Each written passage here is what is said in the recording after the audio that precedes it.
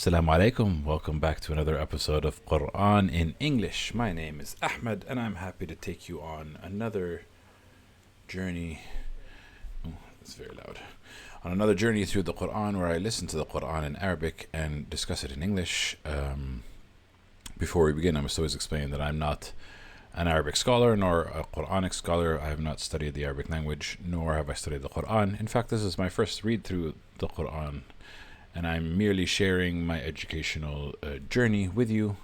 The point of this channel is that I'm learning about the Quran, and if you learn something with me, great. If not, I'm still learning about the Quran. I've realized that the focus, I was trying really hard to help others learn, and I'm like, you know what, I think the main importance for me is for me to learn, and if you can learn something along the way, then by all means. But also, if you have a different perspective, feel free to share it, feel free to comment on it. I'm actually surprised I didn't get, so far this has been a week since last week's episode. I always post on Thursdays at the moment. I was expecting more comments on last week's episode, because I said some stuff that does not agree with the Muslim perspective. But I don't think I said anything wrong, but yeah. Anyway, I was expecting a lot more. Maybe in the future. This is obviously the day after my birthday, on 2025. But maybe in the future there will be comments. Maybe sometime down the line. But just a week later after the episode, there haven't been any comments. There haven't even been the regular comments from there's one viewer. Anyway, no comments is good. I was worried about comments, so I'm kind of happy for no comments. Anyway, that was a very long intro. I apologize. Let's get into the Quran. Before we get into the Quran, we must always say, أعوذ بالله من الشيطان الرجيم بسم الله الرحمن الرحيم. If you see my older videos, you'll understand what it means. Or if you post a comment, I will reply, hopefully. But off we go. We just finished the story of Qawm Lut, the Prophet Lut for Sodom and Gomorrah. And now we're entering a new story. So here we go. وإلى مدين أخاهم شعيبا قال يا قوم اعبدوا الله ما لكم من إله غيره ولا تنقصوا المكيال والميزان إني أراكم بخير وإني أخاف عليكم عذاب يوم محيط. Okay, so we've had several stories this chapter, in chapter Hud, Surat Hud. Anyway, and so now it says, and to Madian. So it's this kind of feels like the letters in the Bible, where there's a bunch of letters dedicated to a certain number of people, which is very interesting. So maybe there's some divine inspiration to be gained from them. I'll get into the Bible when I get into the Bible. Anyway, it says, and to Madian. Madian is the name of the Madian. We're talking to Madian. We sent their brother Shu'aib. We sent and to Madian their brother Shu'aib, which means we sent Shu'aib to him. He said, "Oh my people, surprise, surprise, worship God. There is no one other God than Him." This is something that we see in every single one of the prophets. Every single one of the messengers has the same message. But now we see what Shu'aib's message specifically is to his people. And do not decrease in the measure or the scale. So here, as we understand, they used to use the weighing scale to oh, this is how much gold we give you. And they cheat in a way to kind of make it seem like it's lighter than it is so that they have to give them less gold. Essentially, they're tricking people out of business using the weighing scales, using a tricky scale. So he's saying, don't decrease from the measure of the scale. And indeed, I see you in prosperity. And in fact, he's telling them they're not doing this because they're poor. They're rich and they're still stealing from people. But so I see you in prosperity, and I'm afraid of a punishment for a day that is all encompassing. Which we know is talking about Judgment Day, but we're not going to get into it too much because the Quran gets into it quite a lot in a lot of other places. So what do we know? Shu'aib was sent to Madian, and he told them, worship only God, surprise, surprise, and don't screw people over, and that you're doing okay. You don't need to be cheating people out of what they deserve.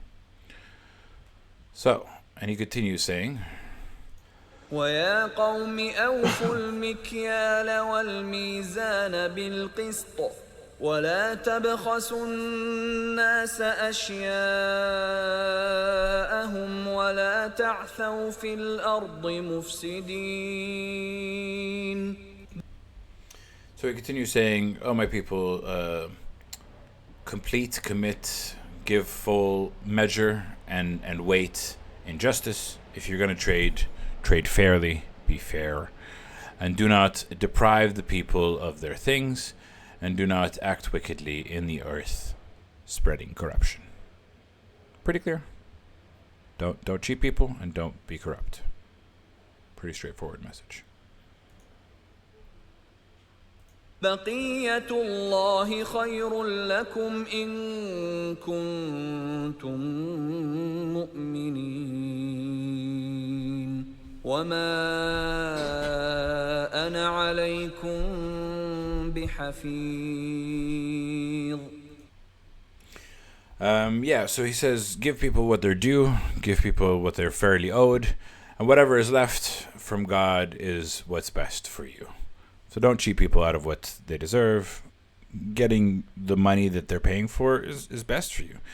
If you are believers, I find it quite interesting. Because it's saying whatever is left is good for you if you're believers. So if you're not believers, whatever is left is not good for you, which is kind of like a philosophical conundrum. It's not that it's not good for them, it's that they will perceive it as not good for them if they are non-believers, which is kind of like twisting my brain a little bit. They will perceive it as something bad, whereas if they are believers, they will know that what they're getting fairly is good for them. And then he continues saying, and I am not over you a guardian. I'm not a keeper over you. I'm not going to watch over you. I'm not going to tell you do this, don't do that. I'm just telling you from now, don't cheat people, and then you got to not cheat people. I'm not going to be over your shoulder telling you don't cheat every time, you know? قالوا يا شعيب أصلاتك تأمرك أن نترك ما يعبد آباؤنا أو أن نفعل في أموالنا ما نشاء إنك لأنت الحليم الرشيد. We get to the first confusing verse for me, and I still don't fully understand it, but I will explain to you sort of what is being said and what I think is being said, but let's go into it. They said, "O Shu'aib, does your prayer command you?" What does it command you? Two things it commands you, according to this verse. That we leave what our forefathers have worshipped, or, that was one, this is number two, that we do concerning our wealth what we want, which confuses me. Because are they asking, does your prayer, part two, say, an tatruk, for you to leave what our forefathers have left? Oh, or to do we do what we want with our money? They must be sarcastic. I mean, the last part of the statement, they're obviously sarcastic. إِنَّكَ لَأَنْتَ الْحَلِيمُ الرَّشِيدُ. Indeed, surely you are forbearing and right-minded. And this feels sarcastic. Because they're asking, does your prayer tell you that we should not follow not pray to what our forefathers prayed to? And I think what it's trying to say is that we shouldn't do what we want regarding our money. But they do say, or that we do regarding our money what we will. Which ties me into what the whole verse is saying. The whole verse is saying, don't take more from others. So by definition, it's only focus on what you have and then do what you want with it. So it kind of makes sense, but it's confusing me. Because the first statement is obviously, does your prayer command you that we leave what our forefathers used to worship? That's very clear. They're asking, does your prayer tell you that we shouldn't pray to what our dads were praying to? That makes sense, because it's not what they want, and it's what he's commanding them not to do. But I don't understand why this, or to do what we want concerning our money, it still confuses me. Because if they're doing what they want, they should do what they want concerning their money. Everyone should do what they want concerning their money. But maybe it's their money, their wealth. That's the problem statement. Like, they're both negative statements, right? Does his prayer negate them from praying to their forefathers? Or, like, if you look at the translation over here, does your prayer command you that we should abandon what our forefathers worshipped? That clear, I agree. Or give up managing our wealth as we please. See, it doesn't say give up. It says, or do we do concerning our wealth what we please? Does your prayer tell you that we should leave worshiping what our forefathers does? That's clear. Or that we should do what we want concerning our wealth? I don't understand it. It's confusing me. It's hurting my brain. Anyway, their response is, indeed, you are surely forbearing and right-minded. We know this is sarcasm. They don't mean what they're saying. It's kind of like, oh, you're such a smart guy. You're such a good guy. This feels like sarcasm 100%. Because obviously they don't listen to him, right? The ones who he told them, stop worshipping what your forefathers worship. But this confuses me. At least the grammar of this confuses me. If I had to tell you what I initially thought that it just means, does your prayer tell you that we can't do what we want with our money? But it's not what it says. It says the opposite, which confuses me. Does your prayer command you that we leave our forefathers? This is yes. My prayer does tell you that you should leave our forefathers. So, or that we should do what we want with our money? The answer is also yes. But I don't understand why they're saying this. Yes, you should do whatever you want with your money. Why would they have a problem with that? I understand why they'd have a problem with not worshiping what their forefathers worship, but I don't understand why they'd have a problem with we should do what we want with our money. Confusing. Anyway, they tell him, does your prayer tell you that we should follow these things? Indeed, you are forbearing and right-minded. La-di-da. So his response. قال يا قوم أرأيتم إن كنت على بينة من ربي ورزقني منه رزقا حسنا وما أريد أن أخالفكم إلى ما أنهاكم عنه إن أريد إلا الإصلاح ما استطعت وما توفيقي إلا بالله عليه توكلت وإليه أنيب. Okay, so he said in response, "Oh my people, do you see if I am on clear evidence from my Lord?" And again, we've seen this in the previous messengers. He says that I am under clear evidence. And I don't know what that clear evidence is. Because it doesn't mention what Shu'aib, was he given a gift from God? Was he given something? But he continues to say, he has provided me, he has blessed me from himself, a good provision, that he has blessed me something good from him. But it says, and he has blessed me with from him good. So this is not the clear proof. The clear proof was given to Shu'aib, which means there has to be something about Shu'aib, some gift, some specialty that is a clear evidence. And I think we saw it in terms of Salih. No, Salih had the she-camel. Well, one of the prophets before, we've seen this before. He's given me clear evidence, and this clear evidence suggests that there is some form of miracle, some form of something that was given to him by God that is clear and obvious to all. So he's saying, don't you see this that I got from God? And he says, and he has provided me with a lot of goodness. And then he continues to say, I as Shu'aib, I do not intend that I defer you in what he has forbidden you from it. I believe it's he has forbidden. Anhaakum an. Allahu anhaakum an. Laysu ana anhaakum an. I think. It could be both, because God told him, don't tell them, don't do this. And he told them not to do this. So it works both. And grammatically, it works both, as if God forbid them or he forbid them. But I think the command comes from God. So for me, it makes more sense about God. But here they said, I do not want what I am forbidding from you. I do not want to do what I am forbidding from you? No. I do not want to disagree with you, to fight with you over what I forbid you from it, or what God forbids you from it. I don't want to argue. That's how I understood this. I don't want to argue with you with what has been forbidden. All I intend is the reform, the fixing of what I am capable of. All I want to do is fix what I can fix to the best of my ability. I don't want to argue with you.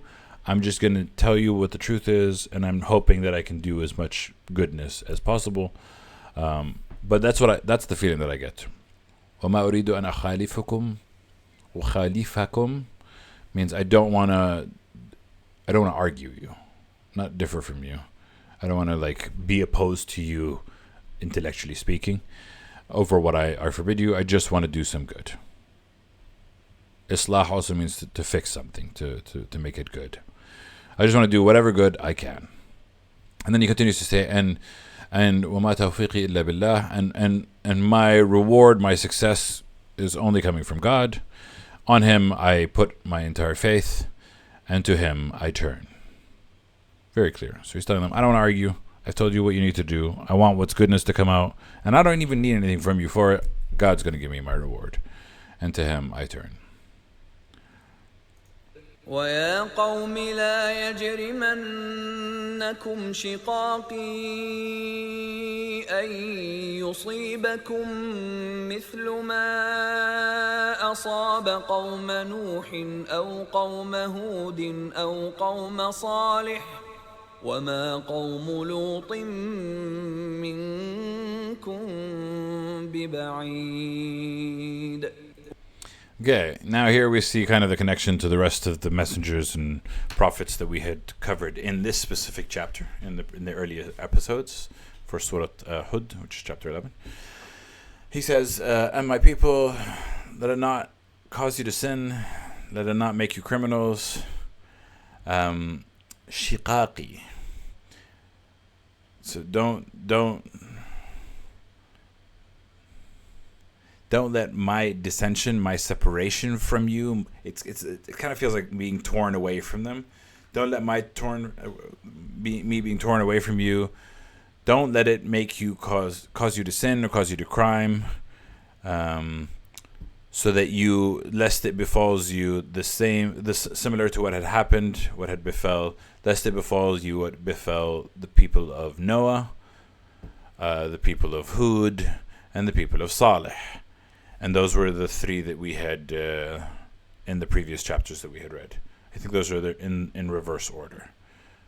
No, we had Lut last, which is because he said, and the last thing he says, and the people of Lut are not far from you, and the people of Lot are not far from you, which I find interesting, because it sounds like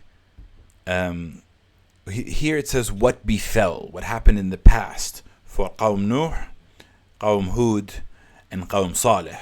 So as I understand it, they're talking about this is the past. The past was Qawm Noah's Qawm, Hud's Qawm, and Salih's Qawm. And then it says, and the people of Lut are not far from you. The way that I understood it the first time was they're not far from you time-wise, not physical location-wise. I don't have any evidence to do that, to suggest this, but I just feel like because it's talking about what happened in the past for those three, and then it says the people of Lut are not that far off you. Which kind of makes me feel like timeline-wise, the people of... we were just talking about them. I forgot. Which prophet are 84 was the one. For the people of Madian, Shu'aib. So I believe the people of Madian and Shu'aib are after Qawm Nuh, after Qawm Hud, after Qawm Salih, but before Lut are the people of Shu'aib and Madian. That's my guess, because here it says Ma asaba qawm, what had fallen already for the people of Noah, people of Hud, and people of Salih, and that the people of Lut are not that far off from you. And I think it means temporally, like not that far off time-wise, but it also could just be they're not that far off physically. But I don't understand why it would be relevant that they're not like, oh, the people of Lut are only in the next village. I don't think that's important as it's saying, look what happened to those 3 people and what's going to happen to those people too. That makes more sense to me than, look at what happened, these 3 people, oh, and those people are next to you. Like, that doesn't make any sense. Past and future makes sense. If I was to guess, Shu'aib and Madian would be after Noah, after Hud, after Saleh, but before Lut, at least the punishment for them. واستغفروا ربكم ثم توبوا إليه إن ربي رحيم ودود. That makes my heart soft. And then he says the same thing that all the messengers say, ask forgiveness from your Lord and then turn in repentance to him. And again, we've said this time and time again on this channel, but because it's come up time and time again, no matter how good you are, you must always ask for repentance. You must always ask for mercy from God. That's the lesson that we see time and time again. And all the messengers and all the prophets ask that. And it says, indeed, God, our God is most merciful. Bismillah ar-Rahman ar-Rahim. That's the most merciful again at the start of everything. And Wadudun, which means the most loving. And this, it just makes my heart happy when I hear it. It fills my heart with joy to hear that God is loving. The most loving. You don't often hear this word to describe God in the Quran. At least we haven't heard it so far in the 11 chapters that I've heard. I don't think. Don't quote me on it. But it's such a nice image that God's heart is soft, is loving. Maybe not soft. Soft on the good, soft on the believers, hard on the disbelievers, the bad.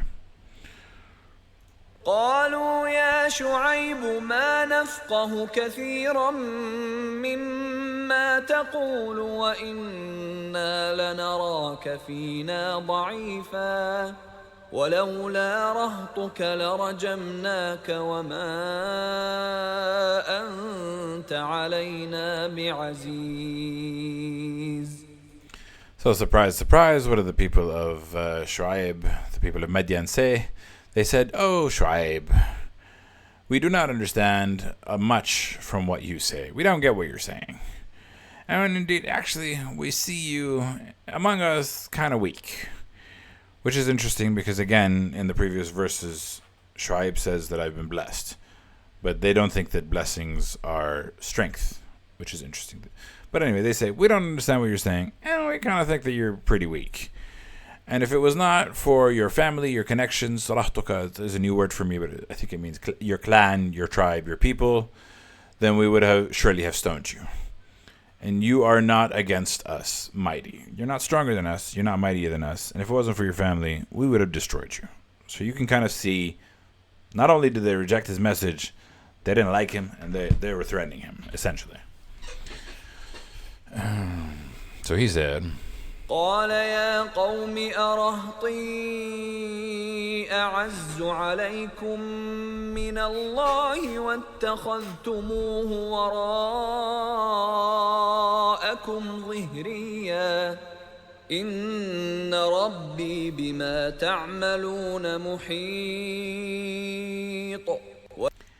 I find it confusing, but let's not confuse myself. Let's just kind of be very straightforward and say, he said, oh, my people, are my clan, my family, mightier to you than God? Like, you think he's essentially asking a rhetorical question. Are my family more power, like, have more power over you versus God? Ooh, boo, boo. No, I disagree. And then he says, and you have taken him behind your backs. وَاتَّخَذْتُمُوهُ وَرَاءَكُمْ ظِهْرِيًّا. So the translation here is, and you're turning your back on him entirely. I think that kind of makes sense. And I don't want to complicate life. Anyway, so he's saying, are my clan, my people, more mighty over you than God? And you have taken him behind your backs. Indeed, God, my God knows of what you do. He's fully aware of what you do. My God knows. Surely my God is fully aware of what you do. ويا قوم اعملوا على مكانتكم إني عامل سوف تعلمون من يأتيه عذاب يخزيه ومن هو كاذب وارتقبوا إني معكم رقيب.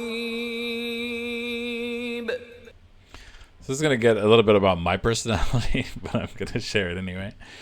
And he said, oh, my people, you work on your position. You do what you're about to do. You know, you're declared yourself as my enemies. You want to kill me. You want to still cheat people. You want to still take care of them. You do that. And I'm going to do what I'm going to do. And soon you will know who is going to get the punishment that will disgrace him and who is the liar. He said, you do you, and I'm going to do me. The truth will come out. We're going to figure out who's going to suffer and who was telling a lie. And watch, indeed, I am with you, a watcher. Which, the reason why I say this is going to bring about my personality is because it's very much my sass. My sass is going to be like, boo-boo, you know you wrong. But you don't know. Actually, you know what? You may not know you're wrong, but you do you, and I'm going to do me, and we'll see who gonna be successful and who going to suffer. And the reason why I say this is important is because I've said this many times on the channel. I've been frustrated, and my heart's been broken a million times based off of Middle Eastern affairs, specifically. But seeing like a lot of tragedies, a lot of hatred, a lot of racism, a lot of fascism, kind of destroying people. So I keep going like, when is the punishment coming? And when are they going to suffer? And we're going to touch upon the topic a little bit more in the verses today. And the answer that you should give to your enemies is also the same answer that you should give to your people. Have some faith. Punishment is coming where it's due. Not just otherworldly punishment, this worldly punishment. And that's what we're going to see in these verses. This world also has punishment. It's not just the afterlife. But this sassy attitude of we'll see is something that resonates specifically with me. ولما جاء أمرنا نجينا شعيبا والذين آمنوا معه برحمة منا وأخذت الذين ظلموا الصيحة فأصبحوا في ديارهم جاثمين. Now this is the reason why I have the second tab open, but you'll see. And when it came our command, we saved Shu'aib and those with him that believed. And we saw this in the story of Salih. The exact same words, actually, just replace Shu'aib with Salih, by mercy and from us. And it seized those who were wrong, those who did wrong, who disbelieved, and who continued to spread corruption and continue to screw people over. It seized them the thunderous blast, which I said it reminded me of the Sindel scream in the Mortal Kombat Sindel scream in the previous chapter. So they became in their homes fallen prone. And I'll show you, 1167. And it seized those who were wronged, the thunderous blast, so became in their homes fallen prone. And in the previous chapter it said, in verse 67, 68 of the same chapter, it says, as if they had not been proposed therein. And then it says, Ella, indeed, no doubt, Thamud disbelieves by the Lord, and so they're away with Thamud. And here it says, as if they had not prospered therein. Again, as if they weren't there at all. So away with Midian, the same way it ended with away with Thamud. Here it says away with Midian, as it had been away with Thamud. Okay, so it does bring back Thamud here. So Thamud and Midian both suffered the same fate, which is the thunderous blast, which we do see that sometimes God's punishment can come back. The same punishment can hit two people. So Qawm Lut, they had like a rain of clay, I think. Noah had the floods. Salih and Shu'aib, aka Thamud, and Midian had the thunderous, the blast, the scream, the Sindel scream, so to speak. And they were as if they weren't there ever again. كأن لم يغنوا فيها ألا بعدا لمدين كما بعدت ثمود. I explained it before listening to it, so we just had to listen to it. ولقد أرسلنا موسى بآياتنا وسلطان مبين. Okay, and this is one of the stories that we hear the most throughout the Quran, the most. The Prophet Musa's name is the most mentioned prophet in the Quran, I think. Yeah, you can Google it if you want. And certainly we sent Moses with our signs and an authority that was clear. Where did we send him? إلى فرعون وملئه فاتبعوا أمر فرعون وما أمر فرعون برشيد. Bless you, whoever's sneezing outside. And we sent Moses with the clear authority and was a clear authority and our signs to Pharaoh and his chiefs. And then it says, but they followed the command of Pharaoh. So the people of Pharaoh followed the command of Pharaoh. Most of the people of Pharaoh followed the command of Pharaoh, except for the Israelites. And the command of Pharaoh is not guidance. Is not, guidance. Guidance is correct. Was right is wrong. Is not guidance. The command of Pharaoh is misguidance, is what it says. What does the command of Pharaoh do? يقدم قومه يوم القيامة فأوردهم النار وبئس الورد المورود. I'm not going to read the translation here. I'm just going to read it. فأوردهم. He will. يقدم قومه. He precedes his people. So I guess we're talking about Pharaoh will precede his people on the day of resurrection, the day of judgment. He will precede them, and all of them فأوردهم, and he will lead them into the fire. So Pharaoh will lead his people once more at the day of judgment into the fire. And وبئس الورد المورود. And it's here. It's like a shame. It's what a terrible place they will be led to. What a terrible place to lead them. What an evil place to be led into the fire. Follow me into the fire. Oh. وأتبعوا في هذه لعنة ويوم القيامة بئس الرفد المرفود.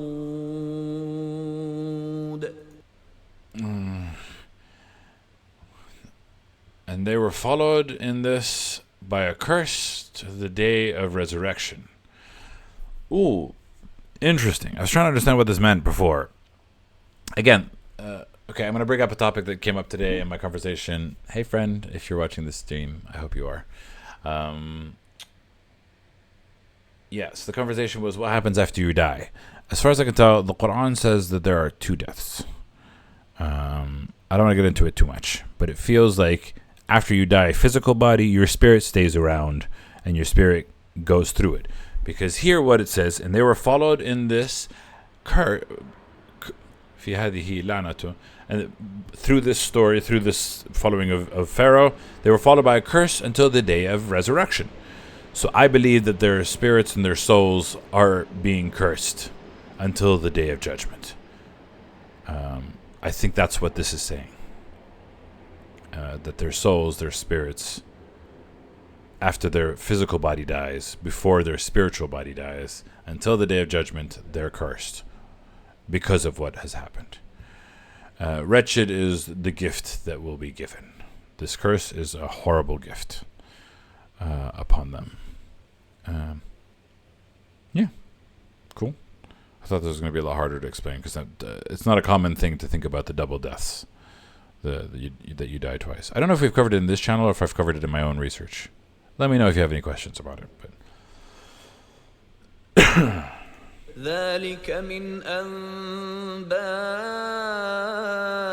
القرى نقصه عليك منها قائم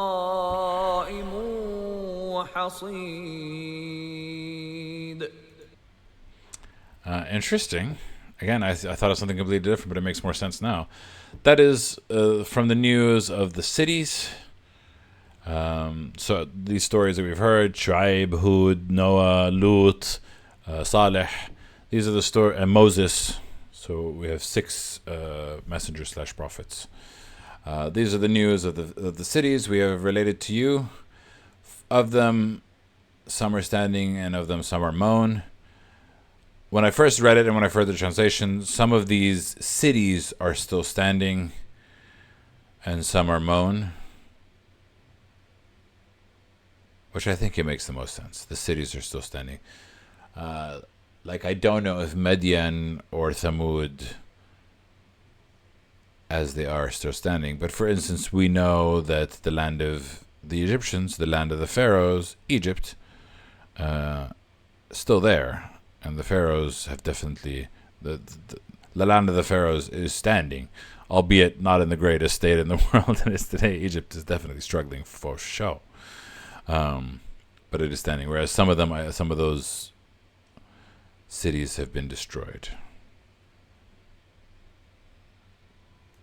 وما ظلمناهم ولكن ظلموا أنفسهم فما أغنت عنهم آلهتهم التي يدعون من دون الله من شيء لما جاء أمر ربك وما زادوهم غير تتبيب.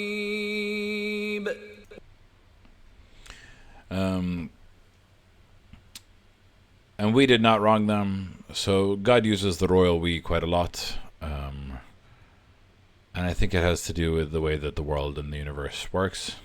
But anyway, we did not wrong those people that suffered, but they wronged themselves. And why did they wrong themselves? Because they were given the truth, and they were given the truth by a person within their community, and they said, no, we don't want the truth. We don't want to hear it. We don't like what you're saying. No. And that's why they wronged themselves. So, and they weren't saved from them, or rather their gods did not give them anything, did not give them any riches, did not give them any spoils, did not help them. The gods that they which they invoked did not help them in any way, shape, or form. The gods that they invoked without God, the gods other than God that they invoked, did not help them in anything when the command of God came to them. When came the command of God? So when God said it's time for them to suffer, they can pray to all the false gods, the false deities, all they want, but they didn't. Those false deities ain't gonna do nothing, and they did do nothing, and they did not increase them except in ruin. So those things that they prayed to only ruined them further. That's all they got. Beware of false deities. وكذلك أخذ ربك إذا أخذ القرى وهي ظالمة إن أخذه أليم شديد. Yeah, there was common an often argument that some Christians make, which is that if God is all loving, and he has unconditional love, then why is he making suffer? I don't think it's the Christians, it's also the atheists that are saying, if God is all loving, then why is he punishing people for doing the wrong thing? And I don't want to get into that answer. I don't know why I brought it up. But on the other side of God, remember we said God was wadud, which means very loving. On the other side of God, which also is God, and thus God seizes أخذ ربك. And this is how God seizes it when he seizes the cities while they are doing wrong. So it's kind of like saying this is how God takes wrong cities, which for me gives comfort, because there is a specific city, there is a specific country, there is a specific flag that horrible things are being done under. And this God is saying he will seize them when the time is right. And indeed, his seizure is painful and severe. So God's going to get those people, and he's going to get those people in this lifetime. That is a promise. As well as in the afterlife. But first in this life, which, God, we need some justice, please. We're ready. إن في ذلك لآية لمن خاف عذاب الآخرة ذلك يوم مجموع له الناس وذلك يوم مشهود.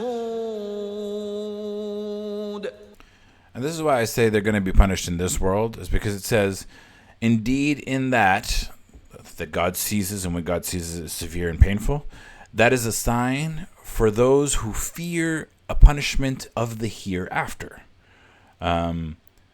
So the God seizing cities that are corrupt and God enacting his punishment upon cities that are corrupt is a sign for those who fear the punishment of the hereafter.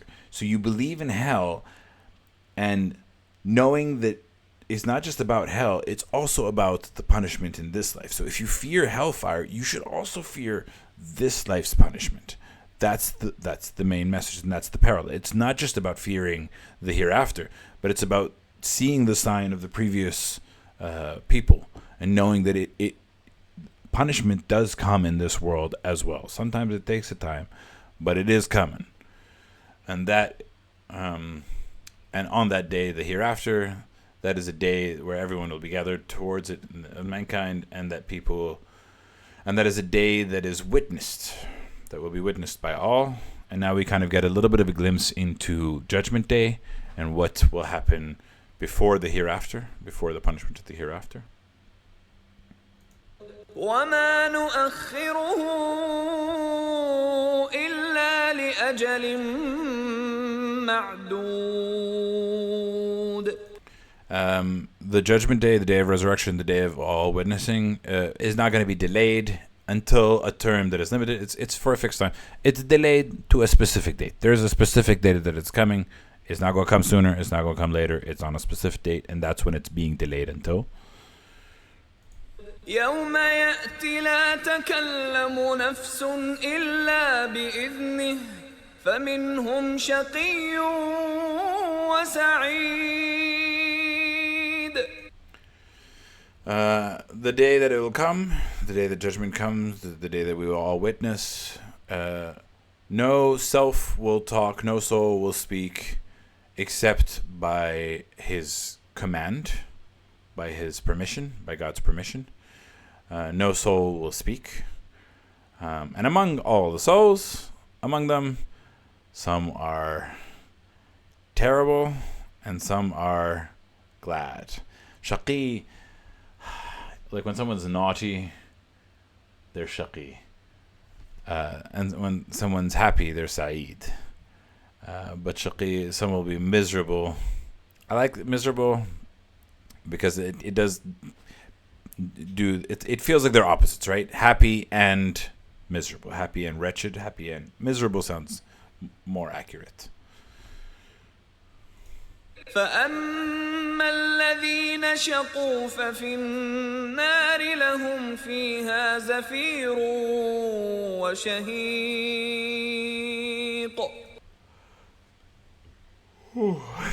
Can you tell I'm tired? I had a birthday party yesterday, my birthday party, but it was like, I'm an introvert. I'm being surrounded by a lot of people. It was exhausting. Anyway, sorry. Let's finish the verses.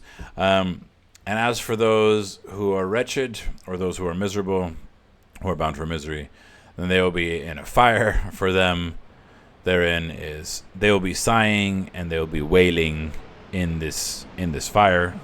So two people, happy and sad. Sad they're going to be sighing and wailing in hell. خالدين فيها ما دامت السماوات والأرض إلا ما شاء ربك إن ربك فعال لما يريد. Those people that are sad will be in hell.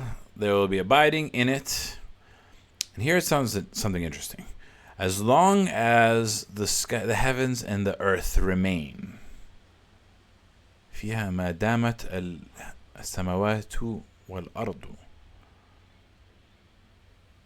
So they are abiding in it forever in it, as long as there's heavens and earth, إلا ما شاء ربك, except what your Lord has willed. Okay, so several things are being said in this that are very interesting and very fascinating. One, it's saying they are in the fires of hell as long as there's a heaven and an earth, except what your God wills, which means some people God will not keep in there forever. But aside from those, everybody else will be in there forever as long as there's a heaven and an earth. Does that mean the fires happen before Judgment Day or after Judgment Day? I'm finding it a little bit confusing. And it also says forever in it, Khalidin, staying there forever in it, until a certain point. Which you're like, forever until a certain point, how does that work? Which makes me think that even heaven and hell won't last forever. They'll last forever in the concept of while time exists. But at the end of time, there won't be anymore. But that's just a theory that I have. Anyway, it's here. What is it saying? It's saying those who do bad will be in the fires. And it did talk about after Judgment Day. But my brain's a bit tired. They will be in it forever until the heavens and earth remain, except what your God wills. So there are some exceptions to the rules. And indeed, God does whatever he wants. Indeed, God does whatever he wants. Very interesting. And I really feel like I should continue the next verse because it says the opposite. But yeah, here it talks about those who are going to heaven. Also going to heaven forever. Well, let's stick to the schedule. I've already done enough. Thank you for watching. As always, we almost end with Sadaqallahu al-Ali al-Azim, which means trusted is the word of God, who is the most elevated and most grand. And I thank you for joining me for today. And I appreciate you. And thank you for not leaving a comment last episode. I didn't think I was going to be able to handle comments from last week's episode because obviously the topic was homosexuality, and I have a very different view than the rest of the Muslims. Anyway, thanks for watching. I love you. I appreciate you. Catch you on the next episode. Ma salama. Bye bye.